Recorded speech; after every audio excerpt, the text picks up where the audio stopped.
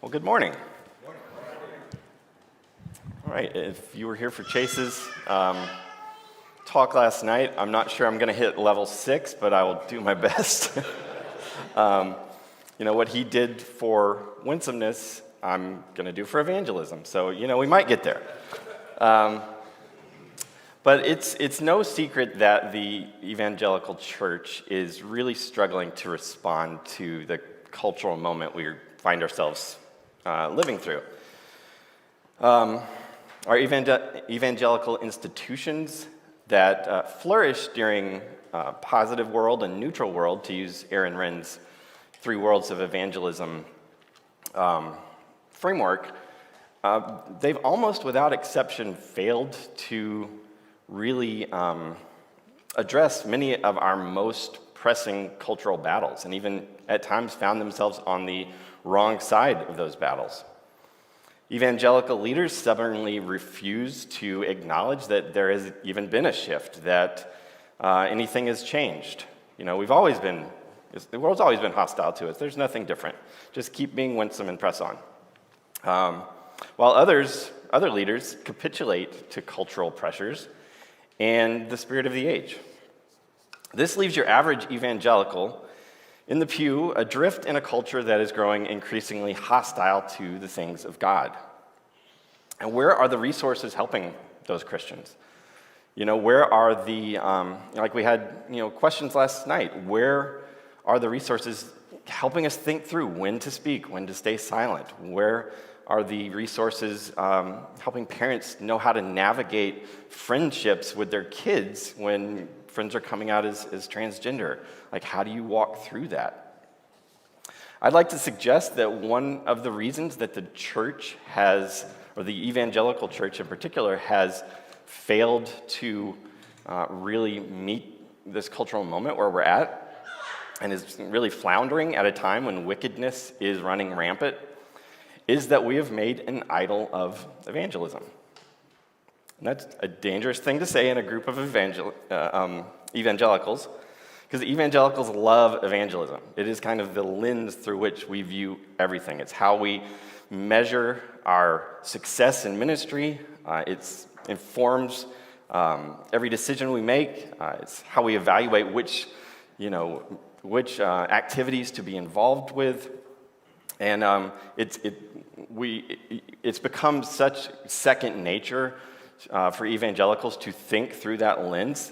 We often even grab it as an excuse, like a trump card. When we want to make a decision, we will pull out the trump card of evangelism and use that to kind of justify what we want to do. Like, honey, I really think we need this boat because think of all the evangelism we can do on the lake this summer.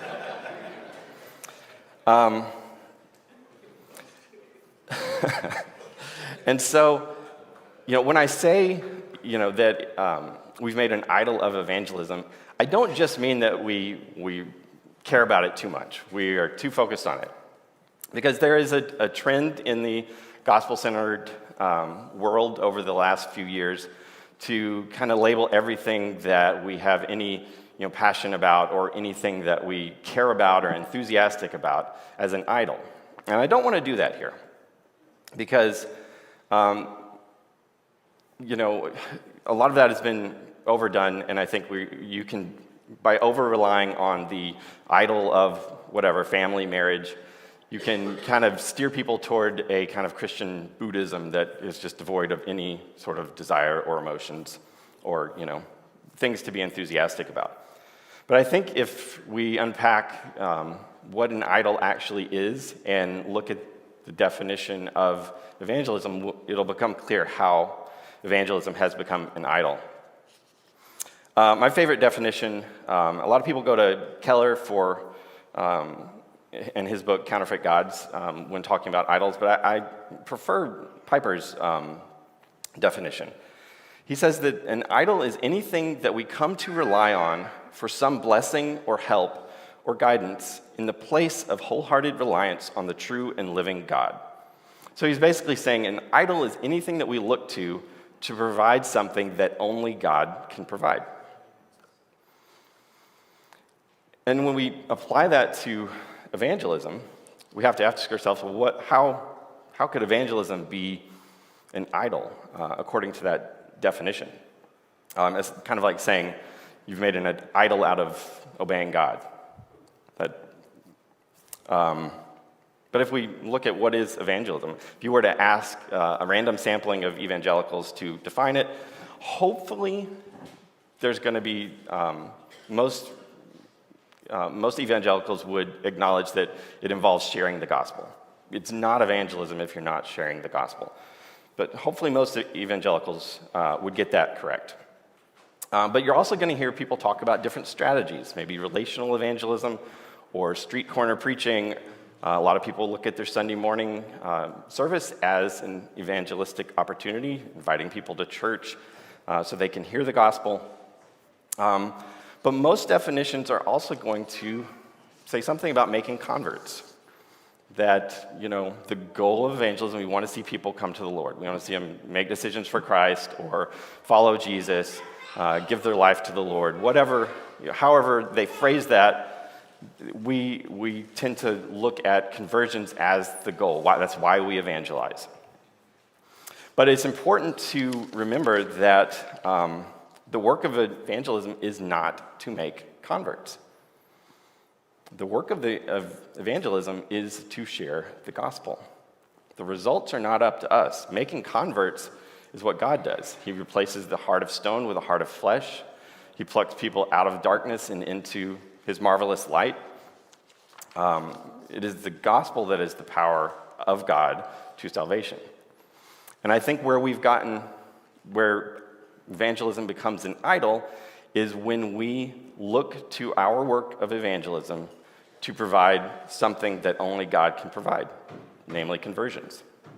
And this incorrect idolatry of evangelism, looking to our efforts to provide, to make conversions, has really left the church unprepared for the cultural changes we're living through. And I want to go over 4 different ways in which that idol of evangelism has really neutered the church and left us where we're at. So the first thing, when we make an idol of evangelism, and we make that the measuring stick for how we're doing, when conversions are our measure of success, we tend to neglect discipleship. What we've done is we've reduced the Great Commission down to purely evangelism. If we're Great Commission Baptists, that means, we want to focus strictly on sharing the gospel and, evangelism. But if we actually look at what the text says, go therefore and make disciples of all nations, baptizing them. Okay, so if there's baptisms, that means that there is conversions. So we can so there is the sharing of the gospel, which God uses to produce conversions. But it goes on to say, teaching them to observe all that I have commanded you. And we often forget that part of the Great Commission. That's discipleship. Evangelism is only one part of the Great Commission. And we gravitate to it because it's the easy one to measure. Like, how are we doing? Well, we baptized this many people. And so, but discipleship, it's harder to measure. That's something that's measured in faithfulness over time. And so it doesn't, meet our kind of instant gratification or, it doesn't, tell us how we're doing. It's harder to know. And that's not to say that the Evangelical Church has just completely bailed on discipleship. There's plenty of books about, how to improve your marriage, parenting books, have all kinds of studies on how to read the Bible, how to study, how to pray. The discipleship that we are failing to do is often the discipleship that we kind of see as in conflict with evangelism. So if we structure our Sunday morning service on reaching the lost, well, that passage, we probably don't want to preach on that. We don't want to provide discipleship on biblical sexuality because there might be lost people there. But evangelism is not at odds with the other commands of Scripture. A couple of examples. Ephesians 5:11 says, "Take no part in the unfruitful works of darkness, but instead expose them." When is the last time you went through a study with your small group on how to expose the unfruitful works of darkness? That sounds awfully confrontational. It's not winsome, so we're just going to ignore that. We're not going to provide discipleship there. Or, destroying arguments and every lofty opinion raised against the knowledge of God. Are we seeing any of that in our world? Yeah, absolutely. But where is the discipleship on how we confront these arguments and lofty opinions? When we structure our services around evangelism, when we make evangelism the ultimate goal in our church life, then we're going to be dropping the ball on the things that our culture most needs, our Christians most need discipleship in right now. And so the solution to this, we've got to start prioritizing discipleship on the things that we're currently facing. I like to use the analogy that there's,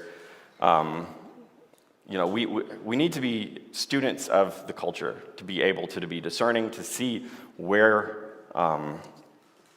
the church needs discipleship. And so I liken it to a burning building. We can see there's a building burning over here, and there's people in the building, and we see other people headed to that building. They're on the same path to enter that building, but we will not disciple these people away from the burning building because there's people in the burning building that we really want to reach. And if we do that, they haven't recognized that they're in the burning building yet, and so we ignore discipling these people. Example, there are more and more videos online of women in their late 30s who have pursued career, who have believed the lies that fulfillment is found in a career, and they're waking up in their late 30s and realizing this is not fulfilling, and I want to be a wife and mother, and I'm afraid that opportunity has passed me by. I'm not going to have children. But in the church, we're neglecting to recognize that real aspect, that thing that's happening in culture, but we don't disciple our young women to consider that. We encourage them, no, don't get married too young. Go off, figure out your career first, and there's plenty of time for that. So that's just one example. The second area, and this is where I'll spend the bulk of the talk. When we make an idol of evangelism and we look to ourselves, it's our job to make converts, is we have embraced an attractional model of ministry. In the 80s and 90s, the church growth movement, this is really the idea that fueled that. They looked at a lot of sales and marketing techniques from the business world, and they started applying those to the church, and really shifted the message from one of the gospel being about sin and repentance and rescue from God's wrath, and basically turned Jesus and Christianity into a product to sell. And so when you are selling a product, it's more about how is this product beneficial to you. So you think about, you end up thinking about what's your target audience, what would be appealing to the people you're trying to reach. And over time, that has kind of homogenized into this kind of platonic ideal of what a non-Christian is. Like, we tend to think all non-Christians are leftists, all non-Christians, are cultural elites that are upwardly mobile, and if we're going to reach them, then we have to present these, we have to sell Christianity in this way. And that turns Jesus into a product. It changes the message to close the sale. We're highlighting the benefits. Here's how Jesus can make your life better. Here's how Jesus can, improve your marriage or help you with your kids. And so we, in positive world and neutral world, that was incredibly successful. Like if we're looking purely at numbers, this was the era of the mega church. The churches were exploding, really just by taking a message to the world of here's how Jesus can make your life better. But as we've transitioned into negative world, it changes the dynamic quite dramatically. When you are selling a product to people who are unaware of your product or apathetic about your product, you want to highlight the product's benefits. And so sales and marketing is your go-to. Let's market this product. But when your product is defective or even harmful, maybe it's caused some injuries, then you've got a different problem.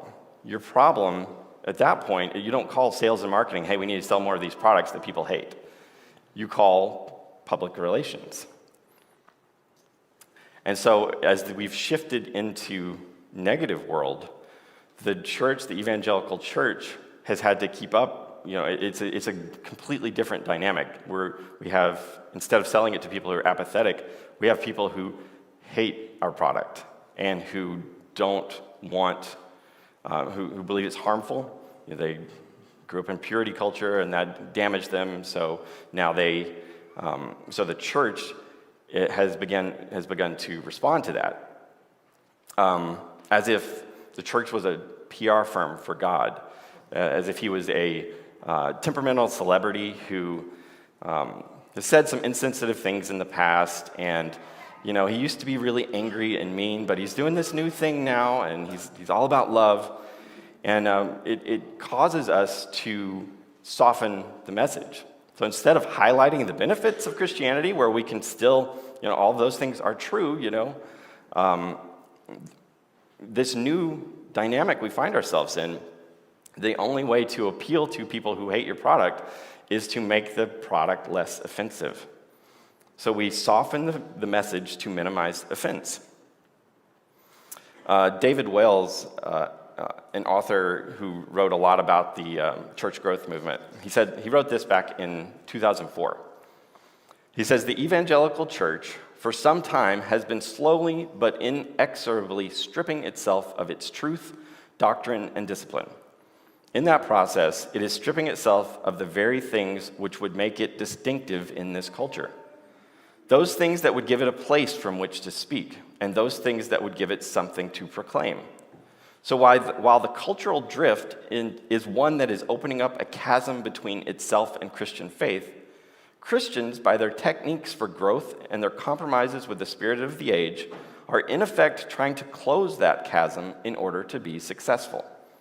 The more the culture abandons truth and goodness, which are absolute, the less the Evangelical Church speaks about truth and goodness, which are absolute." We've developed the ability to, so this was written in 2004. And so, the chasm between the world and Christianity at the time, and we look back with fondness on those times. So the chasm now is like breadths of galaxies. And so the progressive Christians are running as fast as they can, ditching everything they can to try and, close that gap between Christianity and the world. You don't like hell? Okay, we can scrap that. You don't like biblical sexuality? That's out of here too. If we just hold on to the resurrection, we can get rid of the Old Testament, whatever. Just please, give Jesus a chance. And so that's to be expected with the progressives. We've seen that, someone mentioned the fundamentalist modernists. That was the approach back in the 20s. But even conservative churches that want to hold on to the Bible can fall prey to this. We've become adept at what I call speaking to be misunderstood. And that's where we say something that we want the world to hear one way, that we're okay if they misunderstand us. An example of this, I recently saw a clip of Rick Warren on TV, and he was asked point blank, does homosexuality send you to hell? And he responded, said, no, homosexuality does not send you to hell. Rejecting the grace of God sends you to hell. And so the person interviewing him followed up and says, so gay people will go to heaven if they accept Christ? He says, absolutely. Did he say anything unscriptural? No. If a homosexual repents of their sin and accepts Christ, they will go to heaven. But what did the person listening to that hear? The person listening to that heard an affirming message, and Rick Warren was okay to let him believe that because that closes the gap. I'm closer to the culture I'm trying to reach. And what this does is we see our leaders behave this way, is this type of communication that is done through our evangelical institutions from Sunday morning, is it filters down into how we interact with the people in our lives. So, I used to be a huge believer in relationship evangelism.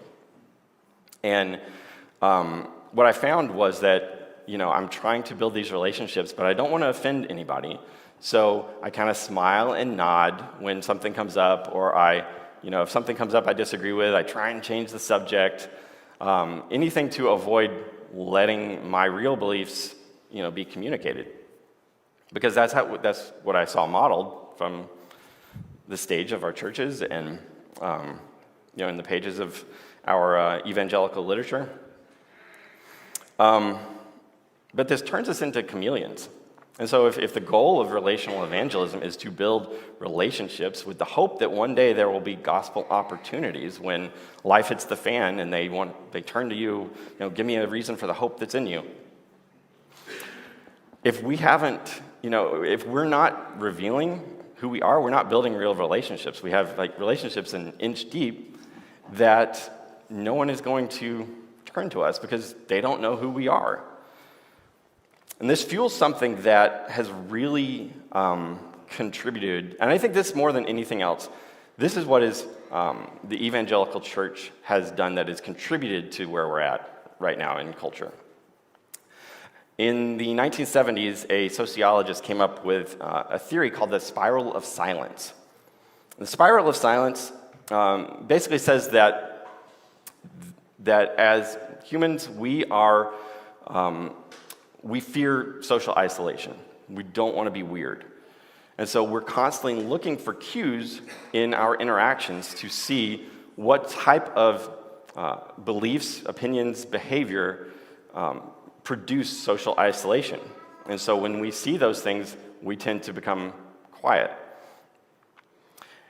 And when we're quiet about our beliefs, opinions, behaviors that are outside the popular consensus, the opposing beliefs, opinions, and behaviors become more emboldened, which causes more silence on this side until you get to the point where one set of ideas is dominant and the other is completely absent. And so through our relational evangelism, we have contributed to that in society. And I think the solution to this approach, making an idol of evangelism and embracing the attractional model, is we need to shift how we think about our presence in this world. We're not PR agents for God trying to soften his image. We are ambassadors for Christ.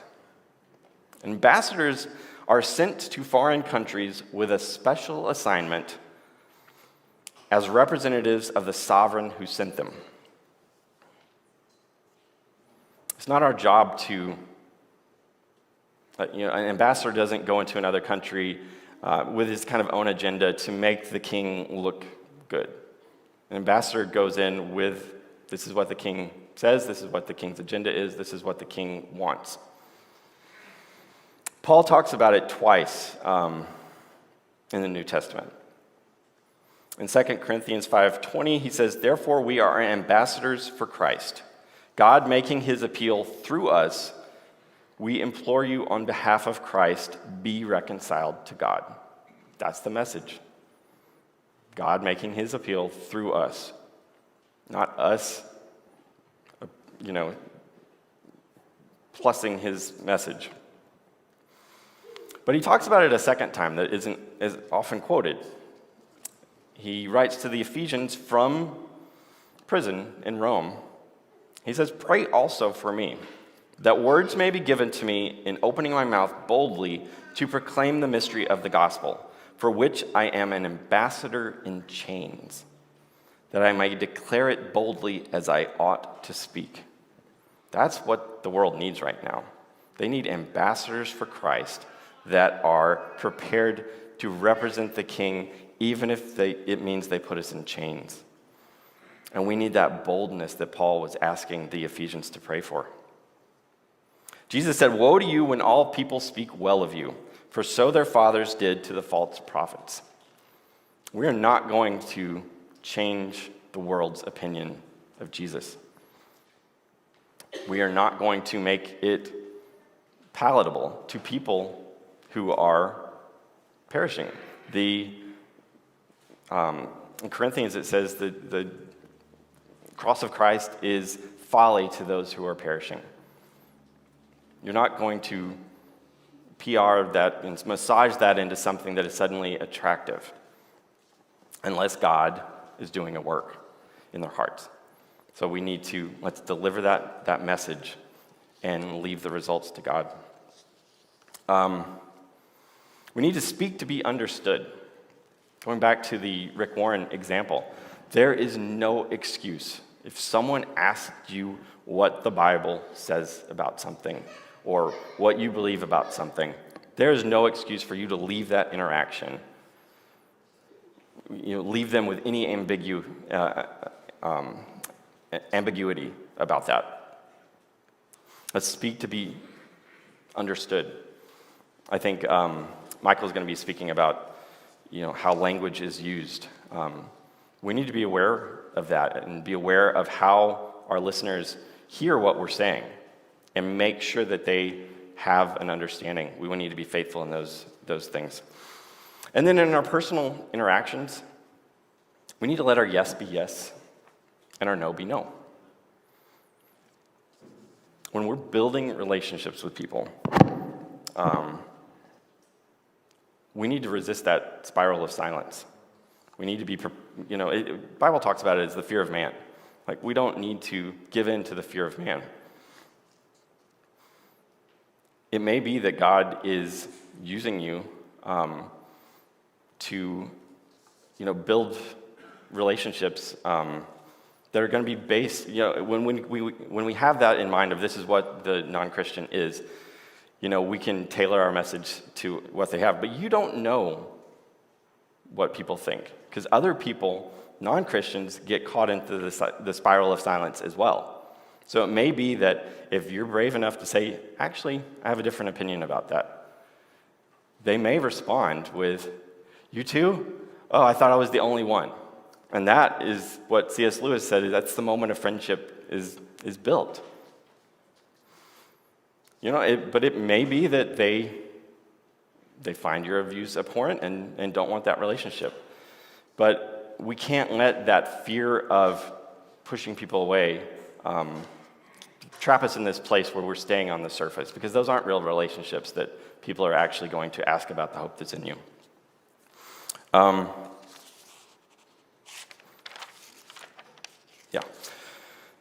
The third area where problem with an idol of evangelism and what that the negative effect of that is, it turns other Christians into obstacles to evangelism. So if we're responsible for making converts and we've got this in mind of what non-Christians need to hear and need to see, this is where the idea of public witness comes in. Like this witness that all of us Christians have, collectively together. If we're doing our best to present a certain face on Christianity, and then Uncle Bob shows up with his MAGA hat on, suddenly he's threatening to undo the work I've been doing to reach people. And so instead of proclaiming the message, I direct my attention over here to tell Bob, cut it out. You're hurting our public witness. And this is how you end up with people writing Sunday newsletters every Sunday, correcting the church, because it's in opposition to their conception of evangelism and what is required to actually reach people right now. This is also, what's responsible for the tone policing we see so much. Why is it that so many Christians who are reluctant to call out dangerous teaching are always the first to tone police other Christians? So it's, they're timid, and we need to grant good faith and believe the best until it's someone who is, not appealing to their target audience. And then it's like, no, we got to crush that. It's really the spirit of the Pharisees. When the Pharisees finally had enough of Jesus and decided they needed to murder him, they said, if we let him go on like this, everyone will believe in him, and the Romans will come and take away both our place and our nation. And that's what we have. We see a lot of Christians that are like, we're going to lose our influence if they keep talking this way. We've got to embrace Christian liberty. If it's not our job to make converts, it's our job to present the gospel. God is going to use a variety of different means to do that, a variety of different strategies. There is no one size fits all. And we need to recognize that and know that whatever Bob's doing over here is not going to keep anyone from coming to Jesus that God has, if God's working in their life. We saw this a lot during COVID with the love your neighbor. If you love your neighbor, you'll do this. I think perhaps early on there was a lot of concern about actually loving your neighbor, but at some point it kind of morphed into you're hurting our public witness if you don't go along with this. And I think we've got to be really, really careful not to trample on Christian liberty. God's going to use the abolitionists that are in front of abortion clinics every week.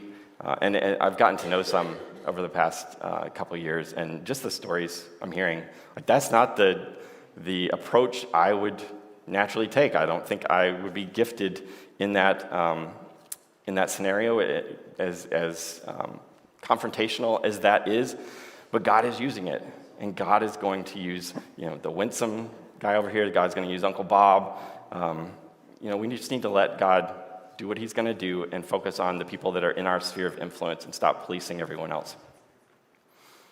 And the last thing that I wanted to touch on, when we make an idol of evangelism, we are producing false converts.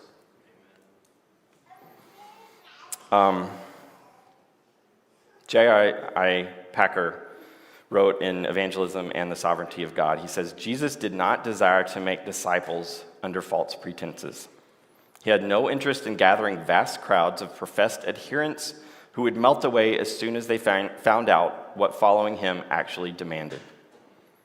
And that's where we're at. I think that's one of the biggest reasons why churches are reluctant to address our most pressing cultural needs right now. It's because they know that that's going to crank up the heat, and that a lot of these false converts are going to fall away.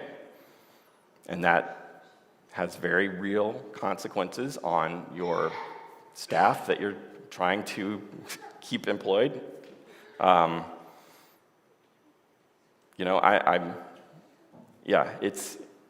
It's a difficult situation for pastors. So I like to have a lot of grace on pastors, but at some point we've got to trust God and begin seeing the situation we're in with with clear eyes.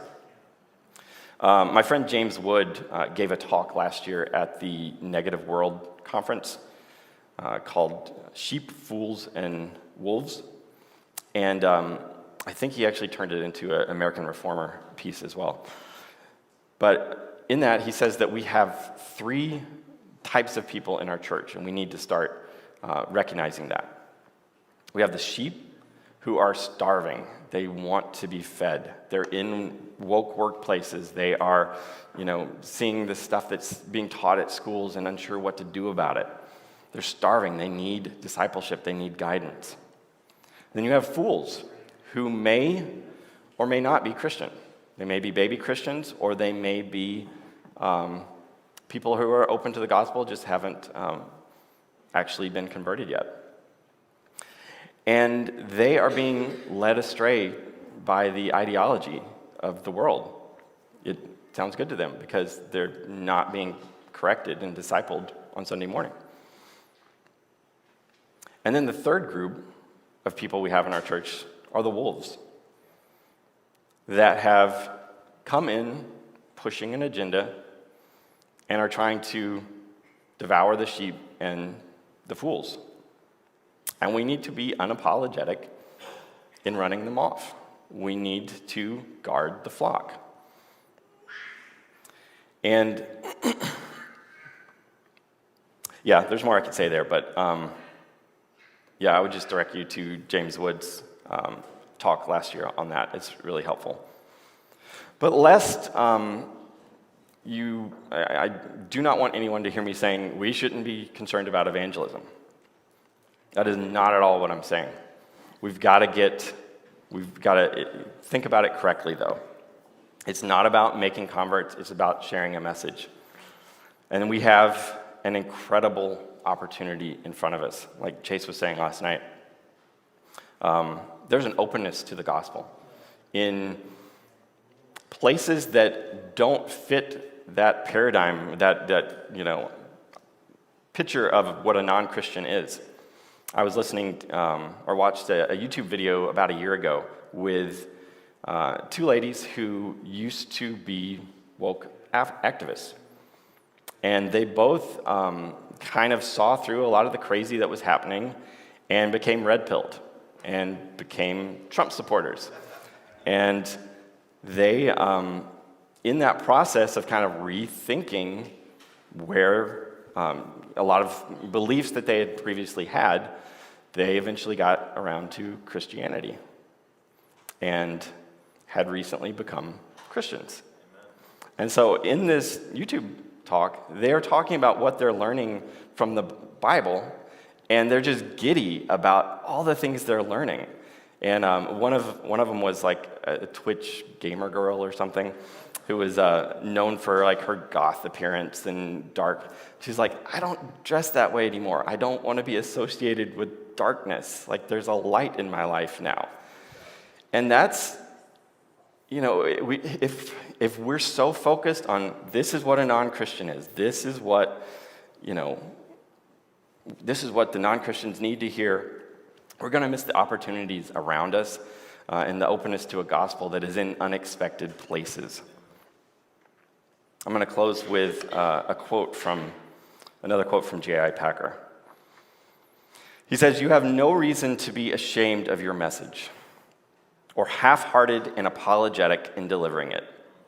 You have every reason to be bold and free and natural and hopeful of success. For God can give his truth an effectiveness that you and I cannot give it. God can make his truth triumphant to the conversion of the most seemingly hardened unbeliever." God give us that boldness, that confidence in his Holy Spirit to do that work. And let's focus on delivering the message. Thanks.